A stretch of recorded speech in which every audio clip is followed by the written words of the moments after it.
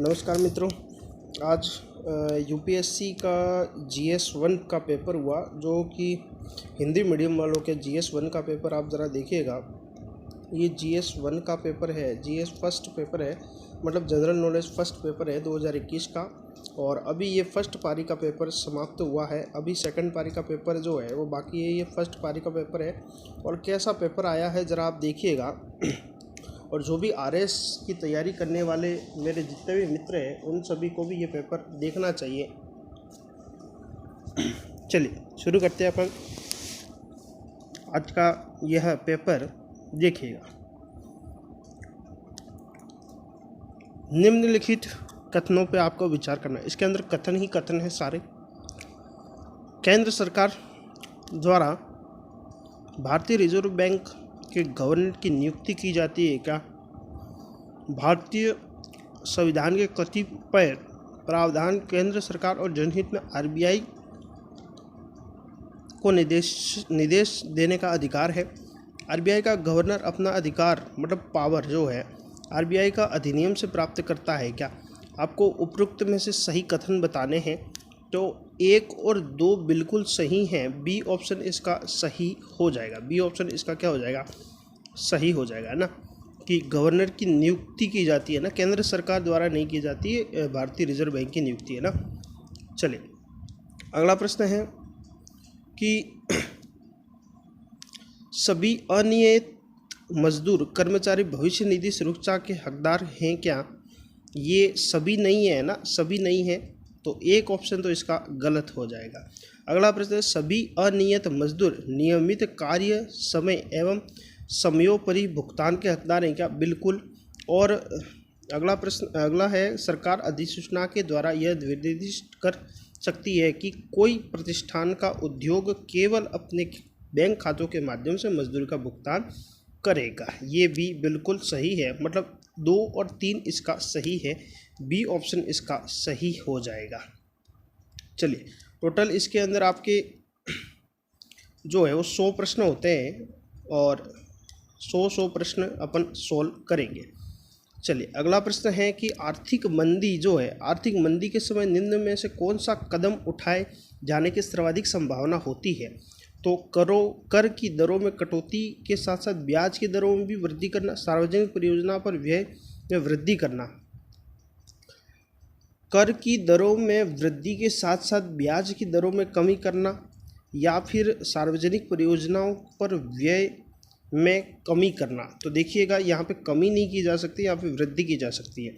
करों की दरों में वृद्धि नहीं, कमी की जा सकती है, ठीक है ना। और यहाँ पर वृद्धि नहीं, यहाँ पर कमी की जा सकती है। तो ये जो है ना, बी ऑप्शन इसका सही हो जाएगा। चलिए अगला प्रश्न, निम्नलिखित कथनों पर विचार करने हैं आपको, ठीक है ना। निम्न कथनों पर विचार करने हैं। अन्य बातें अपरिवर्तित रहने पर भी किसी वस्तु के बाजारों की मांग बढ़ सकती है। तो इसके अंदर जो सही हो जाएगा वह क्या हो जाएगा? 1, 3 और 4 सही हो जाएगा। 1, 3 और 4 ये सभी सही हो जाएंगे। तो कीमतों में वृद्धि नहीं होगी, कमी होगी, है ना। इसकी पूरक वस्तुओं की कीमतों में क्या होगी? कमी होगी। ये गलत है ना। तो सी ऑप्शन इसका सही हो जाएगा। इसके बाद ये इंग्लिश मीडियम। चलिए ये वापस आया 5वां प्रश्न। 5वां प्रश्न देखिएगा कि शहरी सरकारी बैंकों के संदर्भ में निम्नलिखित कथनों पर विचार करना है। राज्य सरकार द्वारा स्थापित स्थानीय मंडलों द्वारा उनका पर्यवेक्षण एवं विनिमय किया जाता है। इनकी इक्विटी शेयर और अधिमान शेयर जारी कर सकते हैं। वर्ष 1996 में एक संशोधन के द्वारा बैंक कार्य विनिमय अधिनियम 1949 के कार्य क्षेत्र में लाया गया।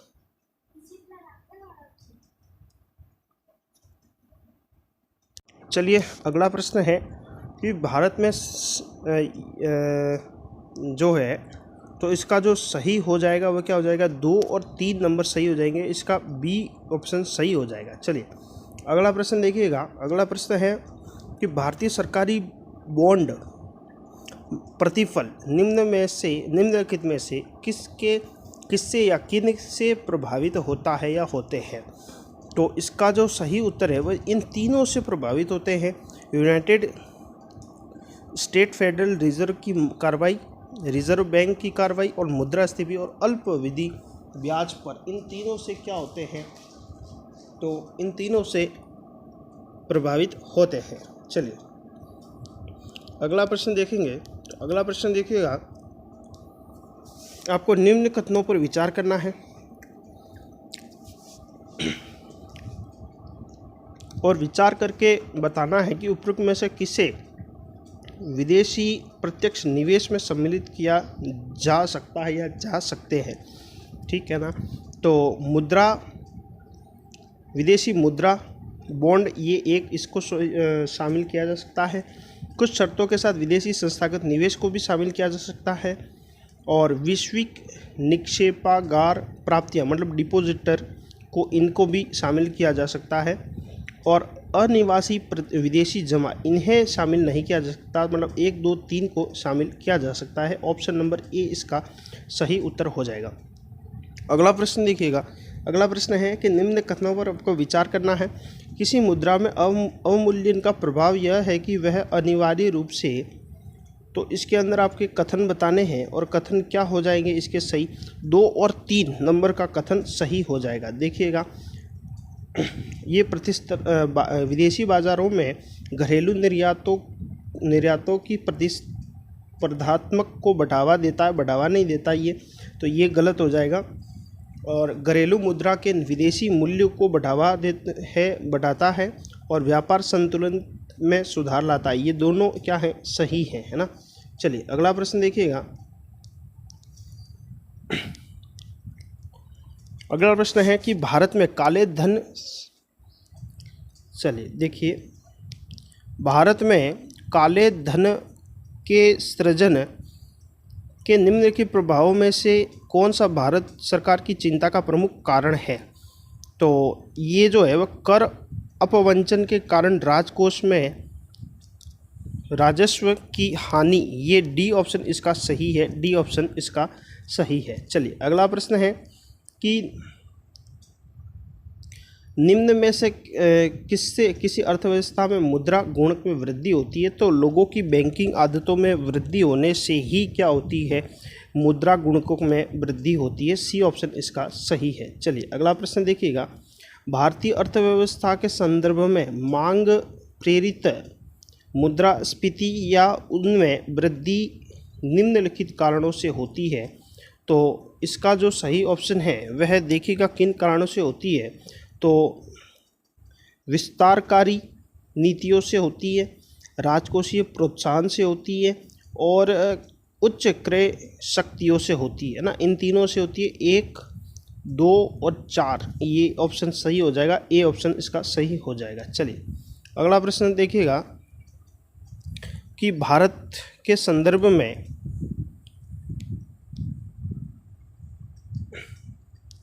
अगला देखिएगा, भारत के संदर्भ में निम्नलिखित कथनों पर विचार कीजिएगा।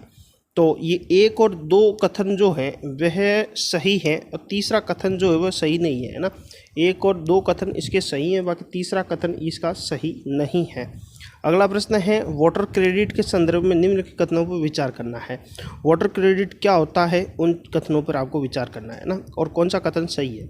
ये जो वोटर क्रेडिट है ना, वो सूक्ष्म वित्त साधनों मतलब माइक्रो फाइनेंस टूल को लागू करता है ना, स्वच्छता क्षेत्र के अंदर, जल और स्वच्छता क्षेत्र के अंदर। और इसका उद्देश्य जो है वो निर्धन व्यक्तियों की जो सहायकी के बिना अपनी जल संबंधी आवश्यकताओं को पूरा करने में समर्थ बनाना इसका उद्देश्य है। तो ये जो 2 नंबर है ना वह गलत है, बाकी 1 और 3 इसका सही है। 1 और 3 इसका सही है।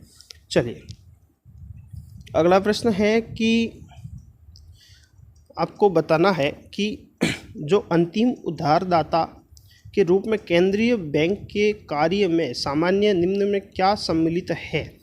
तो देखिएगा, इसका जो सही उत्तर है केवल 3 इसका सम्मिलित है कि बजटीय घाटों के वित्तीयन के लिए सरकारों को ऋण देना, यह सही है। 3 नंबर इसका सही है। चलिए अगला प्रश्न देखिएगा कि R2 व्यवहार संहिता साधन उपलब्ध कराती है। किसके प्रोत्साहन से R2 व्यवहार संहिता जो है मतलब R2 कोड ऑफ प्रैक्टिस जो है वो साधन उपलब्ध करवाती है। तो इसका जो सही है वह क्या सही है इसका? चलिए, इसका उत्तर मुझे नहीं पता है, आप कमेंट में मुझे बता सकते हैं ना। चलिए, अगला प्रश्न है कि ताम्र प्रगलन संयंत्रों के बारे में चिंता का कारण क्या है? ताम्र प्रगलन संयंत्रों के जो है वह उनका चिंता का कारण क्या है? तो ये तीनों कारण जो है वह चिंता के हैं कि ये कार्बन मोनोऑक्साइड जो है वो निर्मुक्त कर सकते हैं ये पर्यावरण में, और जो है ये पर्यावरण में कुछ भारी धातुओं के लीचिंग का कारण बन सकते हैं, और सल्फर डाइऑक्साइड भी यह है क्या करते हैं, निर्मुक्त करते हैं पर्यावरण में। तो ये तीनों इसके सही है ना। चलिए, अगला प्रश्न देखिएगा। अगला प्रश्न है कि भट्टी तेल मतलब फर्नेस ऑयल के संदर्भ में कथन पर विचार करना है आपको।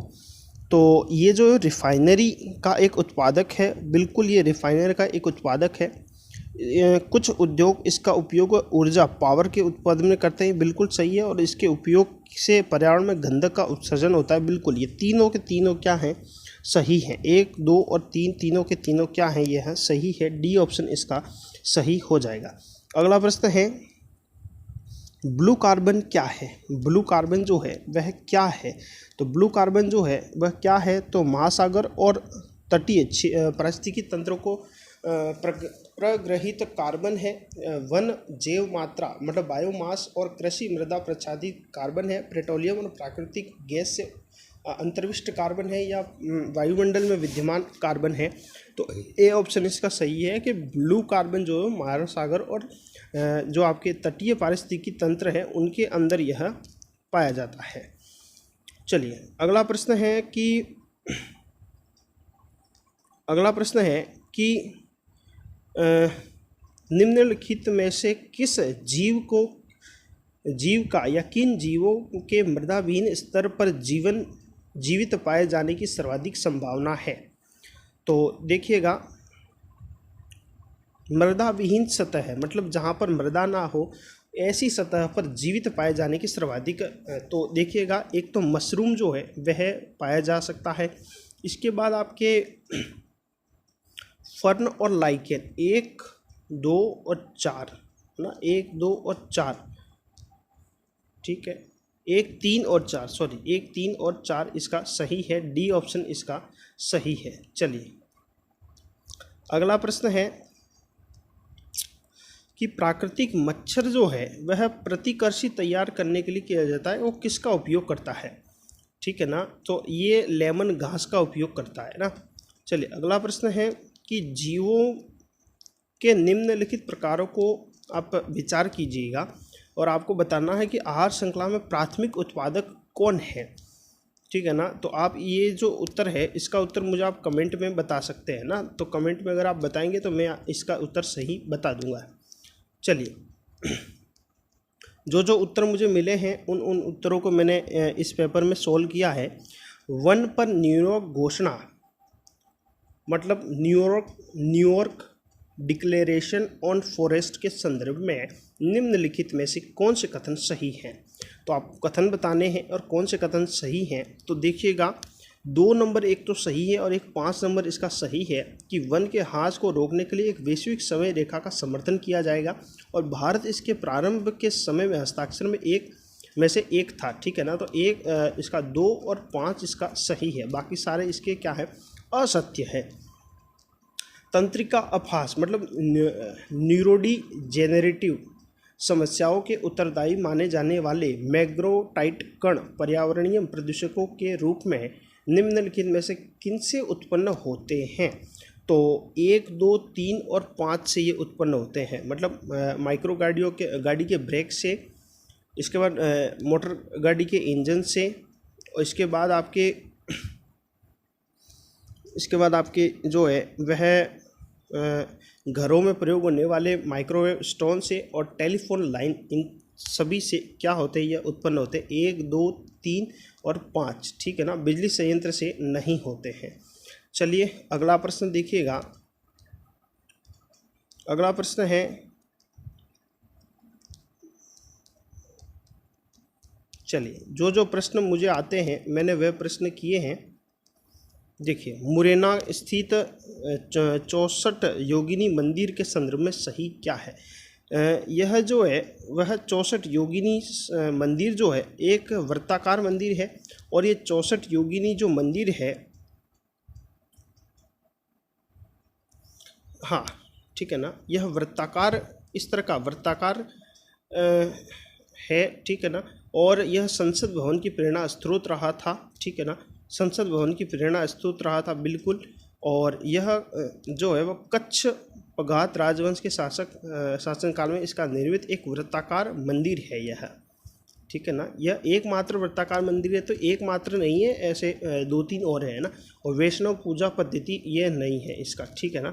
तो इसका 1 और 4 इसका सही हो जाएगा। चलिए अगला प्रश्न है कि कौन सा प्राचीन नगर अपने उन जल संचयन प्रबंध प्रणाली के लिए सुप्रसिद्ध है, जहां बांधों की श्रृंखला का निर्माण किया गया था तथा सबंध जलाशयों में नहर के माध्यम से जल को प्रवाहित किया जाता था। तो ये धोलावीरा गुजरात के अंदर है, यह जो है नगर वह इसके लिए प्रसिद्ध था, है ना। चलिए अगला प्रश्न है कि निम्न में से कहाँ इंग्लिश ईस्ट इंडिया कंपनी का पहला कारखाना स्थित किया था? तो इसका जो सही उत्तर है वह क्या है? तो इसका भरूच इसका सही है ना, भरूच इसका सही है, केवल ए इसका सही है, ए ऑप्शन इसका सही हो जाएगा। चलिए अगला प्रश्न है कि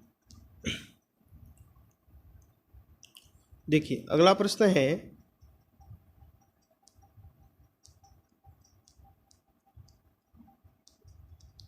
चलिए अगला प्रश्न पूछा है और इसमें से कौन सा सुमेलित है यह आपको बताना है, ठीक है ना। तो देखिए गणेश्वर ताम्र कलाकृतियों के लिए प्रसिद्ध था, ठीक है ना, और ये जो है 1 और 3 इसका सही उत्तर हो जाएगा, है ना। तो देखिएगा इसके अंदर 1 और 2 इसका सही ऑप्शन है, बी ऑप्शन इसका सही है। चलिए अगला प्रश्न देखिएगा। अगला प्रश्न है कि कथनों पर आपको विचार करना है। तो मोहम्मद बिन तुगलक जो है उसने तैमूर मुल्तान पर अधिकार किया और सिंधु पार की थी, बिल्कुल सही है। और विजयनगर साम्राज्य देवराय द्वितीय के शासनकाल में वास्को डी गामा केरल के तट पर पहुंचा था, बिल्कुल सही है। 2 और 3 इसके सही हो जाएंगे। चलिए अगला प्रश्न देखिएगा। तो अगला प्रश्न जो है वह है आपके प्राचीन भारत के इतिहास के संदर्भ में भवभूति हस्तिमठ तथा क्षेमेश्वर क्यों प्रसिद्ध थे? तो ये नाटककार के लिए प्रसिद्ध थे। यह जो मंदिर है वो भगवान शैव संप्रदाय को समर्पित है। चलिए अगला प्रश्न है कि आपको 1919 का एक अधिनियम दिया है और 1935 का एक अधिनियम दिया है, इसमें से कौन सा सही है? तो महिलाओं के लिए आरक्षित स्थानों का प्रावधान जो 1935 के अंदर किया गया, और सभी महिलाओं के लिए मताधिकार की स्थिति भी 1935 के अंदर की गई थी। तो इसका 2 नंबर इसका सही हो जाएगा। चलिए 8 अगस्त 1942 के संदर्भ में निम्नलिखित कथन में से कौन सा सही है? तो शांत प्रांतों में कांग्रेस मंत्रिमंडलों ने त्याग पत्र दिया था, ये बिल्कुल सही है, सी ऑप्शन इसका सही हो जाएगा। चलिए अगला प्रश्न है आपको आरोही क्रम में, मध्यकालीन भारत को आरोही क्रम में आपको बताना है ना। चलिए तो परगना होता है, इसके बाद सूबा होगा और इसके बाद सरकार सबसे छोटी होगी, फिर सूबा होगा, फिर परगना होगा, ठीक है ना। चलिए अगला प्रश्न पूछा है कि औपनिवेशिक भारत के संदर्भ में शाह नवाज खान, प्रेम कुमार सहगल, गुरुबख्श सिंह ढिल्लो याद किए जाते हैं, क्यों याद किए जाता है? तो इन्होंने इंडियन नेशनल आर्मी के अधिकारी के रूप में इन्होंने सदस्यता ली थी। अगला प्रश्न है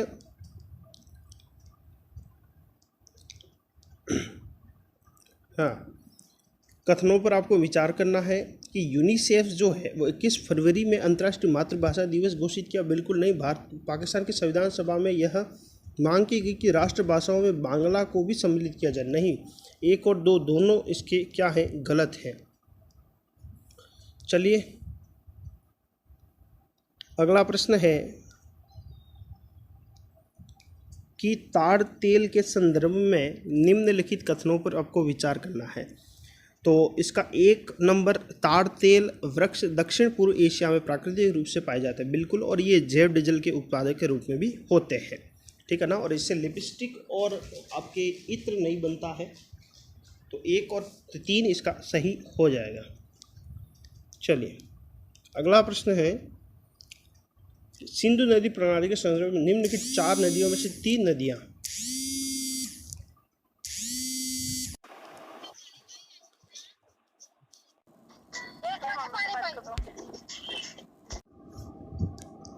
चलिए सिंधु नदी प्रणाली के संदर्भ में 4 नदियां दी है, उनमें से 3 नदियों में से इनमें से एक नदी मिलती है जो सिंधु नदी से मिलती है। निम्नलिखित में से वह नदी कौन सी है जो सिंधु नदी के सीधे मिलती है? तो सतलुज जो है, डी ऑप्शन इसका सही हो जाएगा। Correct answer is Sutlej. Didwana, Kuchaman, Khatu किन के नाम हैं? तो देखिएगा, डीडवाना, कुमाचन, सरगोल, खाटू, ये जो है वह क्या है? तो ये जो है वह लवण झील है ना, लवण झील है ये, मतलब ये लवण झील ही है, ठीक है ना। तो डी ऑप्शन इसका सही हो जाएगा। चलिए विचार करना इन नदियों के ऊपर। और पूर्वी घाट से निकलती है वे कौन कौन सी नदियां हैं? तो आपके नागावली जो है और एक आपके वंशधारा है, मतलब 2 और 4 ये इसके सही हो जाएंगे। चलिए अगला प्रश्न चलते हैं। तो कथनों पर आपको विचार करना है और कौन से कथन सही है वह आपको बताने हैं, ठीक है ना। कौन से कथन इसके अंदर सही है वह आपको बताने हैं। वैश्विक सागर आयोग सी बेड खोज और खनन के लिए लाइसेंस प्रदान करता है, बिल्कुल सही है ये तो। दुर्लभ मृदा खनिज अंतर्राष्ट्रीय जल क्षेत्र में समुद्र अधस्तर पर उपलब्ध है, बिल्कुल सही है। तो इसका जो सही है वो 1 और 3 इसके सही हो जाएंगे। 1 और 3 इसके क्या हो जाएंगे? सही हो जाएंगे। अगला देखिएगा, कौन सी फसल न्यूनतम जल दक्ष फसल है? मतलब कि जो है इसके अंदर कम वाटर चाहिए ना, एफिशिएंसी जो है वो वाटर की कम चाहिए। तो बाजरा जो है वो कम पानी में हो जाता है, तो सी ऑप्शन इसका सही है। अगला प्रश्न है, कथनों पर आपको विचार करना है और पश्चिमी खंड अधिक उष्ण होते हैं और पूर्वी खंडों को अधिक उष्ण बनाता है, कौन बनाता है? पश्चिमी वन। तो दोनों सही हैं ये, है ना, दोनों ये क्या है? सही है। चलिए अगला प्रश्न है,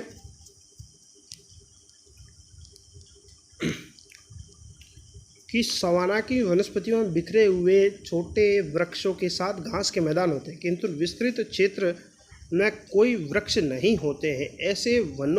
ऐसे क्षेत्रों में वन विकास सामान्यतः एक या एकाधिक या कुछ परिस्थितियों में संयोजन के द्वारा नियंत्रित होता है। ऐसी परिस्थितियाँ निम्न में से कौन सी हैं? तो इसका सही क्या है? 2, 3 और 4। एक तो है अग्नि, मौसमी वर्षा और मृदा के गुण। अग्नि और इसके बाद है हर्बीवोर्स और मौसमी वर्षा। 2, 3 और 4 इसके सही हो जाएंगे। चलिए अगला प्रश्न, पृथ्वी के ग्रह पर जल के संदर्भ में निम्नलिखित कथनों पर आपको विचार करना है। तो ध्रुवीय हिमछद और हिमनदों की जल की मात्रा भूजल की अधिक मात्रा से अधिक है, 2 नंबर इसका सही है। चलिए अगला प्रश्न देखिएगा। अगला प्रश्न है कि निम्न कथनों पर आपको विचार करना है, ठीक है ना। चलिए अगला प्रश्न है कि काली कपास मृदा की संरचना निम्न में से किस अपक्षय से हुई है? तो ग्रेनाइट और शिस्ट से इसकी जो है वह अपक्षय से हुई है। तो ग्रेनाइट और शिस्ट, सी नंबर इसका सही हो जाएगा।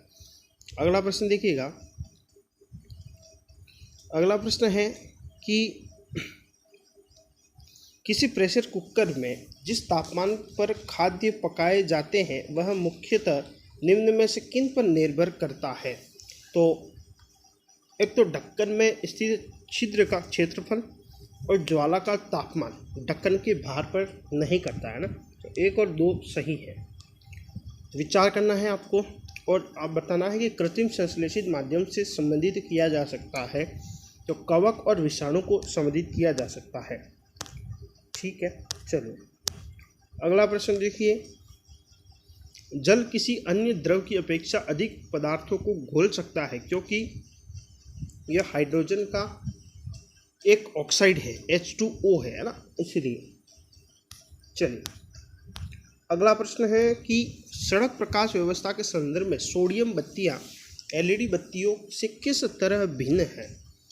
तो ये जो है ना, वह LED बत्तियों की तुलना में सोडियम बत्तियां उपयोगिता अवधि इसकी अधिक होती है, बस यही कारण है, ज़्यादा चलती है, इस कारण से 2 नंबर इसका सही है। अगला प्रश्न है कि टाइक्लोसन के विद्यमान होने किसमें टाइक्लोसन के विद्यमान होने की सर्वाधिक संभावना है जिसके लंबे समय तक उच्च स्तर के प्रभावन में रहने को हानिकारक माना गया? तो खाद्य परिरक्षक के अंदर, ठीक है ना। खगोलीय दूरियां प्रकाश वर्ष में मापे जाने का कारण निम्न में कौन सा है? तो प्रकाश सदैव सीधी रेखा में गमन करता है, ये इसका सही हो जाएगा। चलिए, हमारे ब्रिटिश मॉडल पर आधारित संसदीय लोकतंत्र को अपनाया है, किंतु हमारा मॉडल उस मॉडल से किस प्रकार भिन्न है? तो 1 और 2 ये दोनों इसके क्या है? सही है ना।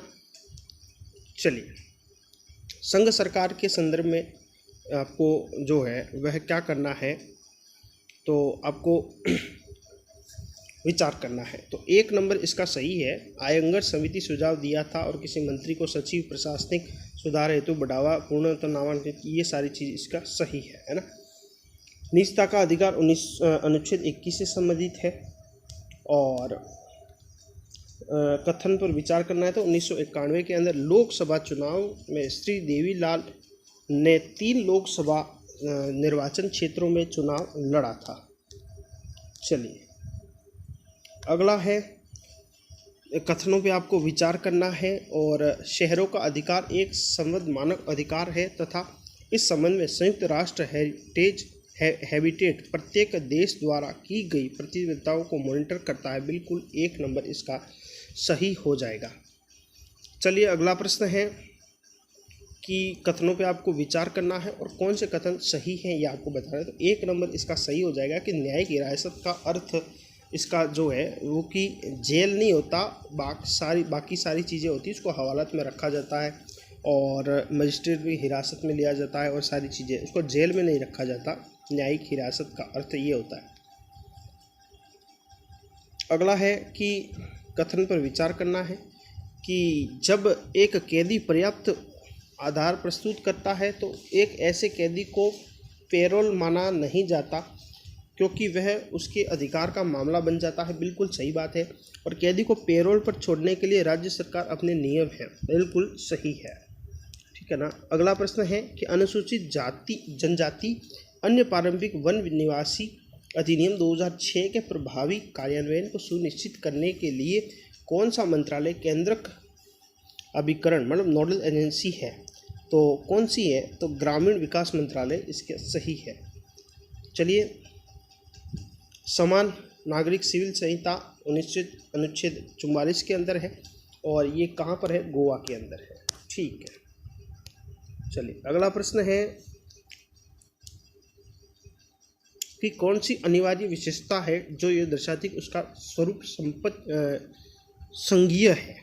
तो संघ की विधायिका, ठीक है ना। 2 ऑप्शन इसका सही हो जाएगा। राज्य का शब्द सर्वोत्तम रूप से परिभाषित करता है तो एक निश्चित भूभाग में राजनीतिक रूप से संगठित लोग जो स्वयं पर शासन करने, कानून एवं व्यवस्था को बनाए रखने, नैसर्गिक अधिकारों को, ये सारी चीज़, इसका बी ऑप्शन इसका सही हो जाएगा।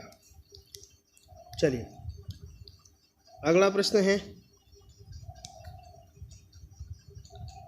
कि कथनों पर विचार करना है कि भारत में केवल एक ही नागरिकता और एक ही अधिवास है। तो बिल्कुल सही है, ए ऑप्शन इसका सही है, ठीक है। निम्नलिखित में से किसी उदार लोकतंत्र के स्वतंत्र की सर्वोत्तम सुरक्षा को निहित करता है, तो शक्तियों का पृथक्करण ये सही है। चलिए अगला प्रश्न है, धन का केंद्रीकरण किसका उल्लंघन करता है? तो धन का केंद्रीकरण जो है समता का अधिकार इसके अंदर आता है ना।